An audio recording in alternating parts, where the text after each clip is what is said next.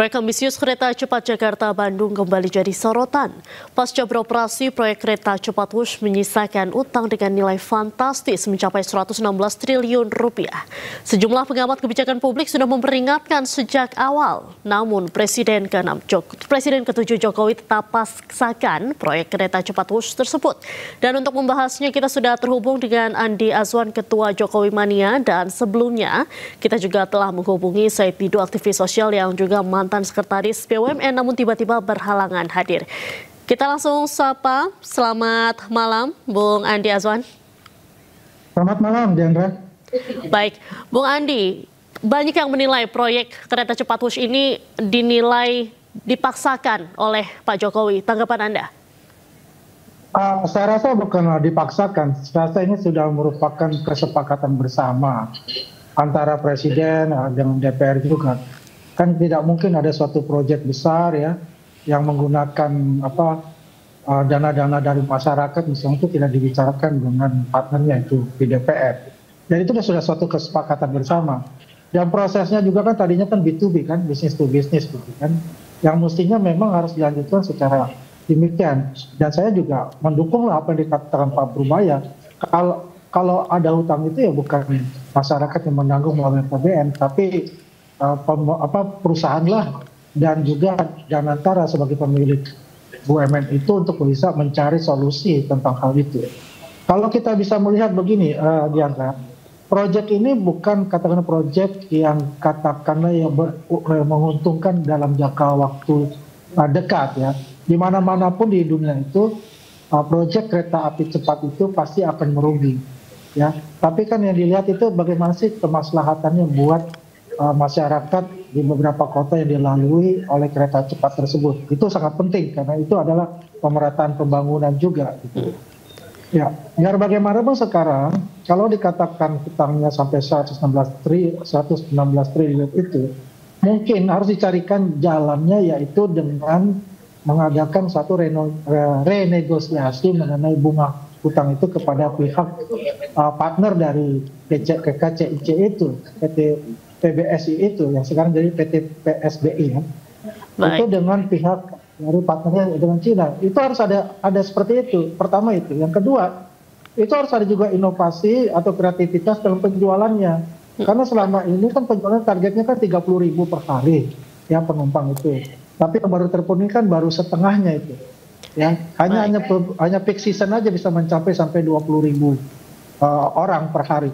Nah, ini perlu diperhitungkan juga ada inovasi-inovasi oleh PT PSBI dengan pemerintah. Ya, begitu. Ya, Baik, Bung Andi, ini ada statement dari Menko Polhukam PRD 2019 hingga 2024, Pak Mahfud MD, yang mengungkapkan Menteri Perhubungan Ignatius Jonan itu dicopot Presiden ke-7 RI Jokowi karena menolak proyek kereta cepat yang rencananya itu bekerja sama dengan Cina. Menurut Mahfud MD, Jonan menolak karena menilai perjanjian dengan Cina tidak menguntungkan secara ekonomi dan berisiko tinggi bagi negara. Kita akan simak terlebih dahulu pernyataan dari Prof. Mahfud MD. Ketika mau dipindah ke Cina ini, Pak Yonan, Ignatius Jonan, Menteri Perhubungan waktu itu, menyatakan tidak setuju. Pak, ini tidak visible. Kata Pak Yonan. Kata Pak Yonan. Pak Yonannya dipecat. Diganti kan? Sudah itu dia manggil ahli, namanya Agus Pambagio. Presiden manggil nih. Pak Jokowi? Iya, Pak Jokowi. Sesudah mecat Jonan, dia ditanya, Pak Agus gimana ini? Pak, ini tidak visible, rugi negara. Ini menurut Agus Pambagio yang Bapak tonton yang saya tonton itu. Rugi negara. Ini atas ide siapa? Kata Agus. Kok bisa dari Jepang pindah ke situ dan biayanya besar? Atas ide saya, kata Jokowi. Tanggapannya dari pernyataan Prof. Mahfud bagaimana, Bung Andi? Ya, kalau saya tidak bisa berandai-andai masalah pemecatan Pak Jonan itu adalah haknya Presiden. Ya, karena beliau adalah hak prerogatif Pak Jonan pembantunya. Saya tidak tahu isunya seperti apa ya, karena yang mengetahui itu Pak Jokowi untuk itu. Tapi yang jelas apa yang telah dilakukan Pak Jokowi ini ya adalah sesuatu yang memang harus dilakukan ya. Salah satunya adalah untuk pemerataan pembangunan itu sendiri untuk ke depan. Dan ini kan proyek ini kan bukan hanya untuk ke Bandung, yang nantinya juga akan sampai ke Surabaya. Memang kalau kita lihat dari segi equity-nya gitu ya, dia hanya 25% dan 75% itu pinjaman. Maka ini diperlukan dalam mencoba meminimais utang itu adalah gross periodnya itu harus diperpanjang gitu. Jadi ada renegosiasi untuk masalah bunga itu kepada pihak Cina ya. Jadi hal itu sudah terjadi lah. Kita nggak usah balik lagi ke belakang seperti apa. Tinggal sekarang kita memikirkan bagaimana Danantara ya sebagai pemilik BUMN itu yang dikatakan Pak Purbaya dia mempunyai dividen sampai 80 triliun ya per tahun. Jadi inilah yang harus dipikirkan bersama-sama, dicoba dibuat kreativitas dalam penjualannya ya untuk tiket itu. Kalau diturunkan nggak mungkin tiket itu akan diturunkan karena ini aja sudah rugi ya katakanlah. Tapi bagaimana kreativitas menggabungkan beberapa BUMN itu dalam satu integritas sehingga menimbulkan satu integrasi perhubungan misalnya.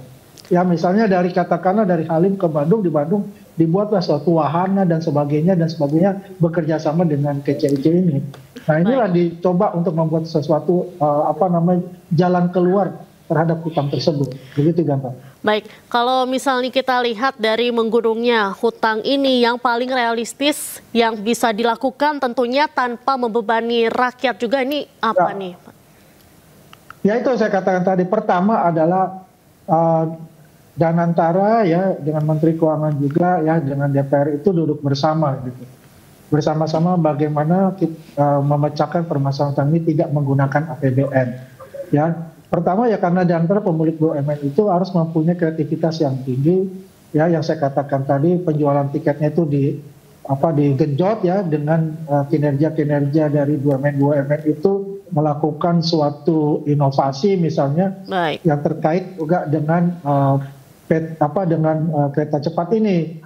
Nah, paling penting itu adalah bagaimana menegosiasi ya hutang-hutang tersebut sehingga bunganya bisa turun gitu. Baik. Nah, dan periodnya diperpanjang. Seperti itu. Baik. Terima kasih banyak Bung Andi Azwan sudah bergabung dengan iNewsroom malam hari ini. Salam sehat selalu, Bung. Terima kasih, Jangga. Selamat malam. Triliun rupiah. Menko Polhukam periode 2019 hingga 2024 Mahfud MD menduga pembengkakan utang WUSH disebabkan adanya markup.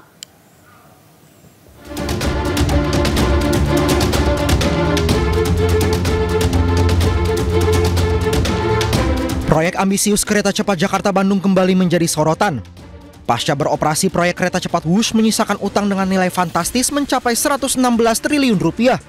Menko Polhukam periode 2019 hingga 2024 Mahfud MD menilai proyek WUSH yang digarap pada era Presiden ke-7 Republik Indonesia Joko Widodo telah memberatkan keuangan negara dan membuat pembangunan di sektor lain terhambat. Mahfud menduga pembengkakan utang WUSH disebabkan adanya markup. Pasalnya terdapat perbedaan perhitungan antara Indonesia dan Cina terkait biaya operasional WUSH untuk tiap kilometernya. Diteliti karena ada dugaan markup. Dugaan markupnya gini, Mas. Ya, itu harus diperiksa ini. Uang lari kemana? Menurut perhitungan pihak Indonesia, biaya per 1 kilometer kereta WUSH itu 52 juta US dollar. Tapi di Cina sendiri hitungannya 17 sampai 18 juta US dollar. Naik 3 kali lipat kan? Ini yang naikkan siapa? Uangnya kemana? Sebelumnya pemerintah menyebut terus berupaya mencari solusi untuk menutup utang proyek peninggalan Jokowi itu. Bahkan Menkeu RI, Purbaya Yudisadewa menegaskan utang itu akan tetap dibayar tapi bukan menggunakan APBN, namun pembayaran berasal dari Danantara. Tim Liputan iNews melaporkan.